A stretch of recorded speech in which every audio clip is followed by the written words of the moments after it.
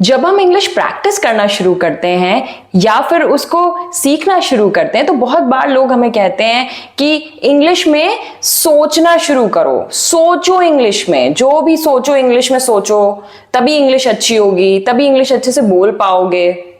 तो ये कैसे करें, इंग्लिश में सोचना शुरू कैसे करें? आज मैं आपको बहुत ही इजी 4 इजी टिप्स बताऊंगी जिससे कि आप इंग्लिश में सोचना शुरू कर सकते हैं। तो आज का टॉपिक है how to start thinking in English. So the first step is look around and name things in English in your mind.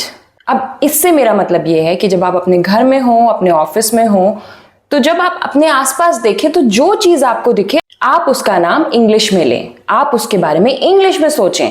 For example, जैसे मेरे बाल, हेयर, अगर मैं हाथ से कुछ कर रही हूं तो हैंड्स, पास में पेन रखा है तो पेन, ये सोफा है, ये टेबल है और सोफा पर कुशन्स रखे हुए हैं।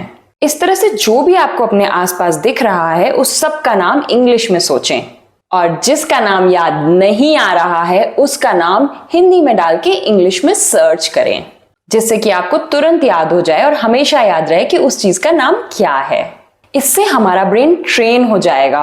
ट्रेन कैसे हो जाएगा? अब हम बार बार हर चीज का नाम इंग्लिश में बोलेंगे तो धीरे धीरे हमारी थिंकिंग में उस चीज का नाम इंग्लिश में ही आएगा। जैसे हम कहीं बाहर जाते हैं तो सबसे पहले हमें एक सड़क दिखती है यानी कि एक रोड, आसपास पेड़ दिखते हैं यानी ट्री, बहुत सारे साधन दिखते हैं सड़क पे यानी कि car, auto, motorcycle, bicycle, trucks etcetera. अब इसके बाद आता है सेकेंड स्टेप जो कि इसी से रिलेटेड है। Start making sentences about the name of the objects. ये तो सिंपल है, अब आपने ऑब्जेक्ट देख लिया है, उसका नाम भी आपको याद आ गया इंग्लिश में। जैसे कि ये pen, I borrowed this pen, मैंने ये पेन किसी से ली है। I write with this pen, मैं इस पेन से लिखती हूँ। This is my favourite pen, ये पेन मुझे सबसे ज्यादा अच्छी लगती है। The colour of this pen is silver and red, ये पेन लाल और सिल्वर कलर की है। Similarly, I have long hair, मेरे बाल लंबे हैं। My hair always comes on my face, मेरे बाल हमेशा मेरे मुंह पे आ जाते हैं। आई हैव ब्लैक हेयर, मेरे बाल काले हैं। The cushion on the sofa is big, सोफे पर जो कुशन है वो बड़ा है। इसी तरह जो भी चीज आपको दिखे आप उसके इंग्लिश सेंटेंसेस बनाएं। हो सकता है आप कहीं अटकें तो उसका सबसे इजी तरीका यही है कि आप हिंदी वाले सेंटेंस को गूगल पे टाइप करके इंग्लिश ट्रांसलेशन सर्च करें और अपने माइंड को इस तरह ट्रेन करें कि जब भी आप कोई नई चीज देखें और उसका इंग्लिश नाम आपके दिमाग में आए, आप उसके बारे में जो भी सोचें इंग्लिश में ही सोचें। जैसे एक सिंपल एग्जाम्पल मैं आपको बताती हूँ। अगर हम ऐसे फ्री बैठे हैं और कुछ भी करने को नहीं है हमारे पास तो बहुत सी बातें हमारे दिमाग में आती हैं, जैसे कि oh my god, the weather is so hot, I'm sweating, what should I have for lunch today, I have so much of work pending today। इस तरह की कुछ बातें रोज हमारे दिमाग में आती हैं। एक एग्जाम्पल और मैं आपको दूंगी, जैसे कि आप सोकर उठें। जैसे ही आप सोकर उठें अपने दिमाग को ऐसे ट्रेन करें कि सबसे पहले जो चीज आप देखते हैं, जैसे आपकी घड़ी हो गई, आपका फोन हो गया, तो आप तुरंत ही जो पहली थॉट आपके दिमाग में आए, भले ही वो अननोइंगली हिंदी में आ जाए, बट अपने आप को रिमाइंड करें कि फिर इसको इंग्लिश में सोचें और उसके बाद फिर इंग्लिश में कॉन्वर्जेशन कंटिन्यू करें अपने दिमाग में। जैसे ही हम उठे हमने अपनी घड़ी या फोन को देखा, oh my god, what's the time, I am getting late, I should get ready fast, I should brush my teeth, I should go take a shower, I need to prepare the breakfast and then have and leave, so I should hurry. और अगर आप बहुत ही basic learner हैं, आप इतनी quick sentences नहीं बना पा रहे हैं, तो जो फर्स्ट स्टेप है उस पर बहुत टाइम दें। सिर्फ चीजों का नाम लें इंग्लिश में अपने दिमाग में बहुत समय तक, फिर धीरे धीरे छोटे छोटे सेंटेंसेस बनाने शुरू करें। जैसे जब आप खाना खाएं, I am eating fruits, I am eating N omelette, I am eating porridge, ऐसे करके छोटे छोटे सेंटेंसेस से शुरू करें, पूरी पूरी कॉन्वर्जेशन ना करें स्टार्टिंग में। अब इसी की कंटिन्यूटी में है हमारा थर्ड स्टेप, और थर्ड स्टेप है have small talks with yourself. अब स्मॉल टॉक से मतलब यही है कि जब आप प्रॉपरली सेंटेंसेस बनाने लगें किसी भी चीज को देखकर इंग्लिश में ऑटोमेटिकली अपनी माइंड में, तो आप उसे कॉन्वर्जेशन में कन्वर्ट करें।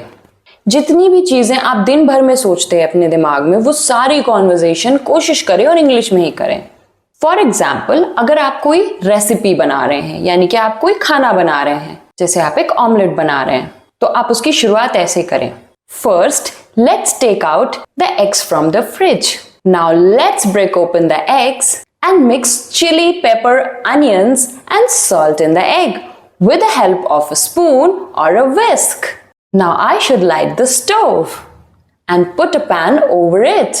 Now I should add some oil in the pan to grease it. Now I am waiting for the oil to heat.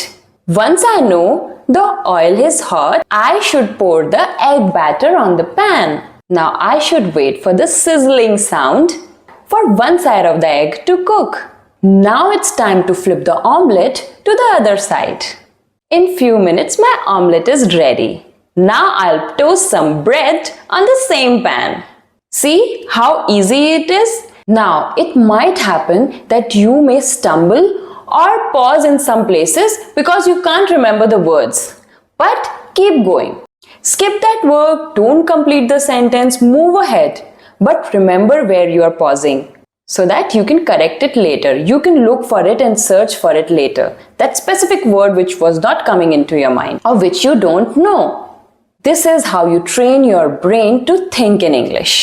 Now last and fourth, very important step. Keep track that you do it regularly. Now repeating these steps on a regular basis is very important.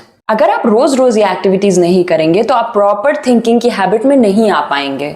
अगर आ भी जाएं तो बार बार रुकेंगे और बार बार आप irritate होंगे कि मुझे क्यों नहीं आ रहा है, मैं आगे क्यों नहीं बढ़ पा रहा हूं। तो बहुत जरूरी है कि आप इस एक्टिविटी को इसी तरह प्रैक्टिस करें। पहले वर्ड सोचें, फिर सेंटेंस बनाएं, फिर स्मॉल टॉक्स करें खुद से। जब भी आप अपने दिमाग में सोचें, आप कोशिश यही करें कि आप इंग्लिश में सोचें। आपको पता है इससे एक चीज क्या होगी? जब आप इंग्लिश में सोचना शुरू कर देंगे तो आप ऑटोमेटिकली इंग्लिश कॉन्वर्सेशंस भी करने लग जाएंगे। अननोइंगली आप इंग्लिश में बात करने लगेंगे किसी के साथ भी, और आपको बहुत अच्छा फील होगा जब आप खुद ये देखेंगे कि सोचते सोचते आपने खुद ही इंग्लिश में बात करना शुरू कर दिया है, कहीं पर भी, किसी के साथ भी, और आपको अलग से कोई मेंटल प्रेप नहीं करनी पड़ रही है कन्विंस करने के लिए कि हाँ मुझे यहाँ इंग्लिश में बात करनी है तो कॉन्फिडेंस बिल्डअप करो, ये करो वो करो, कुछ नहीं। बहुत ही नेचुरली सब कुछ आपके मुंह से निकलेगा और आप बोलने लगोगे।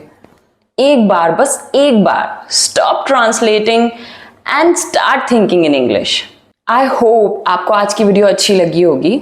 Don't forget to like and share your queries and suggestion in the comment section, and definitely subscribe to my channel Sorted For You.